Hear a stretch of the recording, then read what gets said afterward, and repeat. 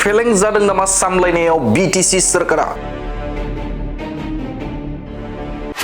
जायनि थाखाय 3 दाननि गेजेरावनो गिख्रंथाव थासारि सोमजिनो मोनदों बीटीसीआव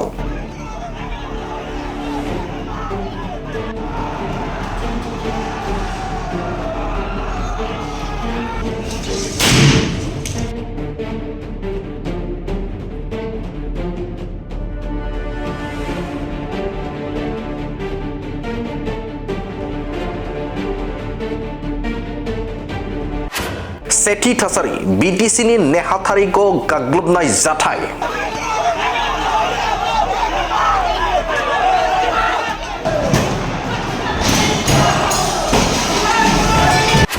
नैथि थासारि लावथि लावखार ओंखाम जाग्रा थावनि सेराव सासे आदिबासी लाइमोनखौ देगारजों गाग्लोबनायनि उनाव बेनि फिनजाथाय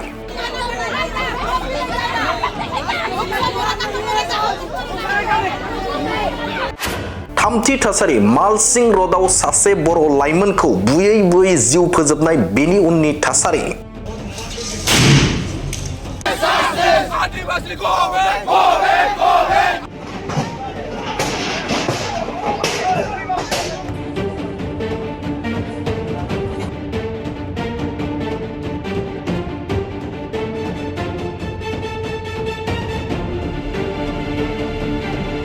जाथायखौ लाना बीटीसीनि सीएम हाग्रामा महिलारीनि खौरांगिरिनि सिगाङाव फोरमायथिनाय प्रमोद बर'नि दिनाव दुंहाव थासारि जानाय जायैनि थाखाय आं मालिक नामा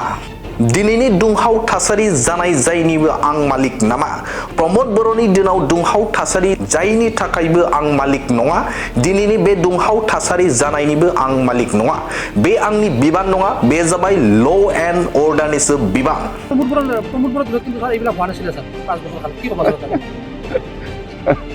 प्रमोद बर' दिনৰ হৈছে হোৱা নাই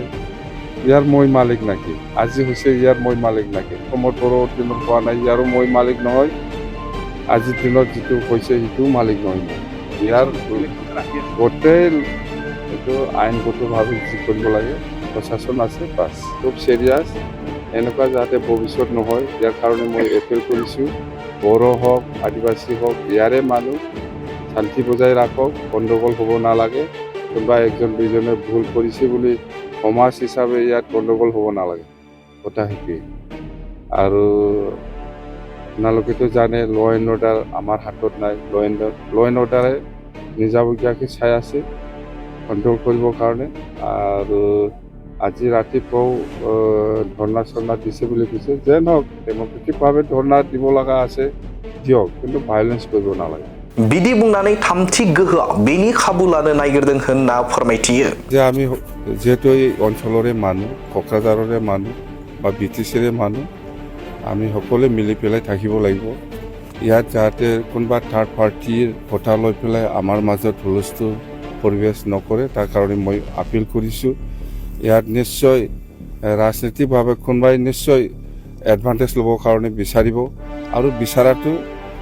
মই দেখিবলৈ পাইছে बेनि अनगायैबो नै मैया बीटीसीनि नेहाथारिखौ सोलिनाय थासारिखौ सुग्लायहोनो बयबो आफादफोरखौ लानानै जिल्ला बेंगिरि लेंथुमनायाव गोजोननि थाखाय सावरायलायनाय जायो जेराव गोजोन आरो शान्तिनि खौसेथिखौ नोजोर बोनानै बयबो मदद होनायखौ नुनो मोनदों बे बाथ्राखौ बीटीसीनि गाहाय खुंगिरि हाग्रामा महिलारीनो फोरमायथिदोंमोन पिस मिटिंआव एटेन्ड হৈছে সবে দেখিছে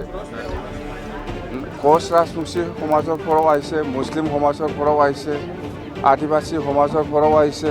বেংগলী সমাজৰ পৰাও আহিছে বড়ো সমাজৰ পৰাও আহিছে মুঠতে এই কোকৰাঝাৰ জিলাত যিমান জাতি জনগোষ্ঠীৰ সমাজকৰ্মী আছে দল সংগঠন আছে সবে এটেণ্ড হোৱা মানে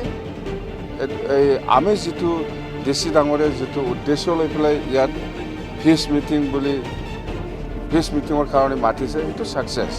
नाथाय बे फोरमायथिजोंनो लोगोसे फिन बेरेखा दोलोआ दावराव दावसि खालामनो होनानै दाय जाबसिननो नायगिरनायखौ नुनो मोनदों हाग्रामा महिलारीखौ बिथाङा बुंदों एरै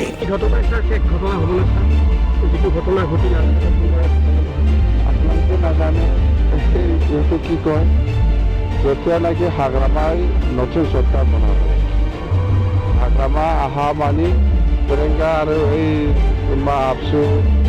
নবদলেণ্ড নৰেশ কোৱা পেৰেঙ্গা কোৱা প্ৰমোদ বড়ো কোৱা ইয়াত আকৌ অশান্তি হ'ব বুলি কোৱা মানুহ ক'ত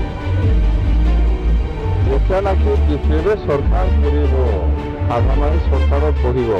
তেতিয়াহ'লে আকৌ অশান্তি হ'ব এইবিলাক কোৱা মানুহ ক'ত এইটো ওলাই দিয়কচোন नोंथांमोना नुनो मोनदों आथिखालाव आंतरजयी मेला फेस्टिभेल आरो जुवा होनायफोरखौ जायनि फिनजाथाय महरै लाइमोनफोरनि जाब्रथायजों जिउ गोमानायखौ नुनो मोनदों बिटिसि नेहाथारखौनि गाग्लोबनाय जाथायखौ लानानै एबसु आरो इउपिपिएल राजखान्थि हान्जाखौ दाय जाबसिननायखौ नुनो मोनदोंमोन आरो 19 जानुवारियाव जानाय खास्रि बिस्रि दाय गैयै सुबुंखौ जिउ फोजोबनाय जाथायखौ लानानै दुंहाव थासारिखौ सुग्लायहोनो राहा लानायनि समावबो सोरबा थामथि गोहोनि आखाइ दं बुंनायखौ नुनो मोनदोंमोन बिटिसिनि गाहाय खुंगिरि हाग्रामा महिलारिखौ जायखौ लानानै एमएलए गबिन्द बसुमतारिया गोख्रों रावजों सोंखारिदों बे समाव दाय जाबसिननायनि सम नङामोन जायखौ हाग्रामा महिलारिया बुंदों बे सासे गाहाय दैदेनगिरिनि राव जानो हाया जायखौ आं निन्दा खालामो गोजोन लाबोनायनि थाखाय खामानि मावनो नांगौ होननानै फोरमायथियो बिथाङा बै बाथ्राखौ लानानै बेखौ केन्द्र खालामनानै हाग्रामा महिलारि जि थार्ड पार्टी हाबनानै दं होनना जितु बुंदों बेयो थारैनो जोबोद इरेसनेल स्टेटमेन्ट बे इमेच्योर मानसिनि स्टेटमेन्ट आरो बेखौ आं पार्सनेलि बिथांनि बे स्टेटमेन्टखौ कन्डेम खालामो बे समाव जों ज' जालायनानै बोरै सिटुएसनखौ कन्ट्रल खालामनो हायो बोरै गोजोन थासारि लाबोनो हायो बिनि थाखायसो खोथा बुंनांगोन खिन्थु बिथाङा डिभिजिभ फर्स राजनीतिक मुलाम्फानि थाखाय डिभिजिभ जितु स्टेटमेन्ट होदों बेयो सासे लिडारनि खुगानिफ्राय बिदि जानाङामोन आरो बेनिखायनो बिथांनि जितु स्टेटमेन्ट बेखौ कन्डेम खालामदों थारैनो जाय गोहो लाबोफिननायनि बाथ्राखौ बुंबाय थायो बे दैदेनगिरिनि खुगानिफ्राय बेफोरबायदि राव बाहायनाया साननो गोनां बाथ्रा खैफोदनि समाव बिटिसिनि गाहाय खुंगिरिनि सेराव थांनानै बाथ्रा बुङाब्ला सोरनि सेराव थांगोन रायजो राजाफोरा होननानै बुंनायखौबो नुनो मोनदों समाजारि बिजोङाव नाथाय दुखुनांथावा बेसो दिनै दाङाबाजि जानायनि फिनजाथाय महरै गोबां आलाय सिलाय राहाबादायाव थानो गोनां जानायखौ नुनो मोनदों रायजो राजाफोरखौ